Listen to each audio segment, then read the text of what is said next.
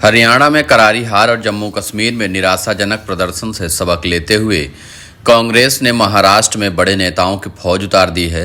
राजस्थान में 7 विधानसभा सीटों के उपचुनाव के बावजूद कांग्रेस आलाकमान ने पूर्व सीएम अशोक गहलोत, पूर्व डिप्टी सीएम सचिन पायलट को महाराष्ट्र विधानसभा चुनाव की जिम्मेदारी सौंपी है। गहलोत बतौर सीनियर ऑब्जर्वर मुंबई और कोंकण संभाग देखेंगे, जबकि पायलट मराठवाड़ा संभाग के सीनियर ऑब्जर्वर बन गए हैं। इन दोनों नेताओं की नियुक्ति के बाद से ही राजस्थान कांग्रेस में हलचल तेज हो गई है। पार्टी के भीतर चर्चा जोरों पर है कि आखिर कांग्रेस हाईकमान ने उपचुनाव के बीच दोनों नेताओं को प्रदेश से बाहर क्यों कर दिया। क्या इन्हें महाराष्ट्र की जिम्मेदारी के बहाने राज्य की सियासत से दूर रखने की कोशिश की जा रही है। दरअसल महाराष्ट्र विधानसभा चुनाव के साथ ही राजस्थान की 7 विधानसभा सीटों पर फिर से उपचुनाव होने जा रहे हैं।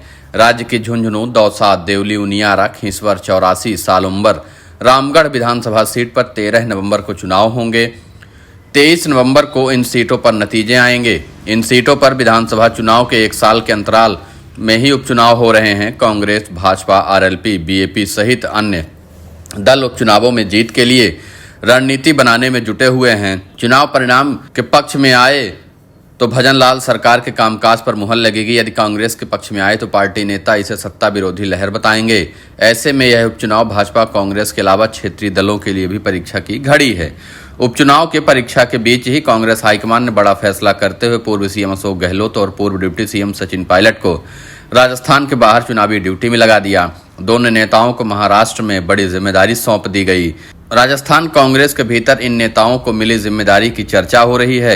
हरियाणा चुनाव के सीनियर ऑब्जर्वर रहे अशोक गहलोत को मुंबई, कोंकण, ठाणे जैसे जगहों की जिम्मेदारी मिली, जो शिवसेना का गढ़ माना जाता है। गहलोत के लिए चुनौती यह है कि यहाँ शिवसेना उद्धव ठाकरे के साथ तालमेल बैठाना होगा, क्योंकि शिवसेना और कांग्रेस के बीच सीट बंटवारे को लेकर लंबे वक्त से खींचतान चल रही है।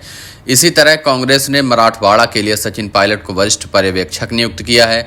मराठवाड़ा इलाके में विधानसभा की 46 सीटें हैं। यह इलाका किसी पार्टी का गढ़ नहीं रहा। हालांकि मराठा आरक्षण की वजह से इस बार एनडीए के लिए यहां राह मुश्किल है। आरक्षण मुद्दे की वजह से मराठाओं का समर्थन कांग्रेस को मिल सकता है। हालांकि पार्टी की मुश्किलें इन इलाकों में अन्य जातियों को साधने में हैं।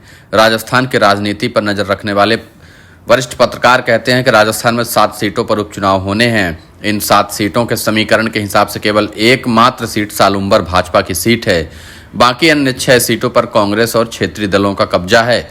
इन उपचुनावों में अगर भाजपा 1 सीट से ज्यादा जीत हासिल करती है तो निश्चित है कि भाजपा को फायदा होगा, क्योंकि उसके पास वह सीटें आ जाएंगी जो उसने विधानसभा चुनाव 2023 में नहीं जीती थी। जहां तक अन्य सीटों की बात है तो समीकरण अलग अलग हैं। खींसवर 84 विधानसभा सीट पर क्षेत्रीय पार्टियों का दबदबा है। खींसवर सीट हनुमान बेनीवाल की पार्टी पर आरएलपी का कब्जा है। इस सीट से बेनीवाल खुद विधायक चुने गए थे, बाद में वे नागौर से सांसद बन गए। इसी तरह 84 से बीएपी के राजकुमार रोज चुने गए, वे भी सांसद बन गए। इन दोनों ही सीटों पर इन पार्टियों की पकड़ है। वहीं दौसा, देवली, उनियारा, झुंझुनू विधानसभा सीट पूर्व डिप्टी सीएम सचिन पायलट के प्रभाव वाली सीट मानी जाती हैं। इन सीटों पर जीत कांग्रेस के विधायक सांसद बन गए। इन सीटों पर अगर पायलट प्रचार करेंगे तो निश्चित कांग्रेस फिर से जीत हासिल कर सकती है। बाकी सालुम्बर और रामगढ़ सीट कांग्रेस के प्रभाव वाली सीटें मानी जाती हैं। सालुम्बर सीट पर भाजपा का कब्जा है। यहाँ ना तो गहलोत का कोई फैक्टर है, ना ही पायलट का कोई प्रभाव है। इन सीटों पर प्रदेश कांग्रेस के अध्यक्ष गोविंद सिंह डोटासरा मेहनत करते हुए नजर आ रहे हैं ताकि पार्टी इन सीटों पर जीत हासिल कर सके।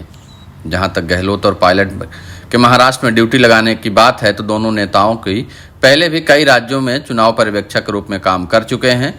क्योंकि महाराष्ट्र का विधानसभा चुनाव इन 7 सीटों की तुलना में बेहद अहम है।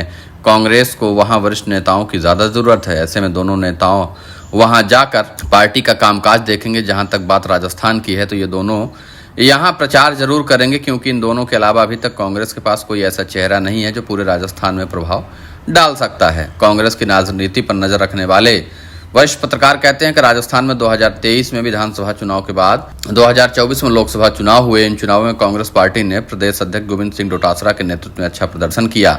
अब उपचुनाव की भी लीडरशिप उन्हें मिल रही है। कांग्रेस ने पायलट और गहलोत को उपचुनाव से बाहर भेजकर प्रदेश में एक थर्ड फ्रंट खड़ा करने की कोशिश की है, क्योंकि अगर ये दोनों नेता प्रदेश में रहेंगे तो नई लीडरशिप खुलकर काम नहीं कर पाएगी।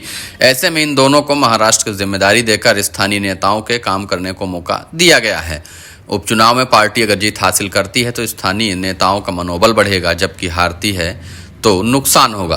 कांग्रेस प्रदेश अध्यक्ष गोविंद सिंह डोटासरा ने कहा कि उपचुनाव के लिए कांग्रेस को सभी नेता कार्यकर्ता पूरी तरह तैयार हैं। हमारे सभी बड़े नेता जगह जगह प्रचार करें। फिलहाल सचिन पायलट और अशोक गहलोत के राजस्थान से बाहर चुनाव ड्यूटी लगाए जाने पर उपचुनावों में कितना प्रभाव पड़ेगा यह तो नहीं पता, लेकिन राजस्थान कांग्रेस नेताओं में यह चर्चा जोरों पर है कि क्या अशोक गहलोत और सचिन पायलट को सिर्फ इसलिए बाहर रखा गया क्योंकि उपचुनावों में कांग्रेस में अगर ये दोनों नेता अगर यहाँ एक्टिव होते तो अपने अपने उम्मीदवार को टिकट दिलाने और एक बार फिर से खींचतान सामने होती, जिसकी वजह से कांग्रेस को नुकसान होता। इसलिए कांग्रेस हाईकमान ने इन लड़ाई से बचने के लिए दोनों नेताओं को राज्य के बाहर की जिम्मेदारी दे दी और राजस्थान के उपचुनावों की जिम्मेदारी वहाँ के स्थानीय नेताओं को दे दी गई।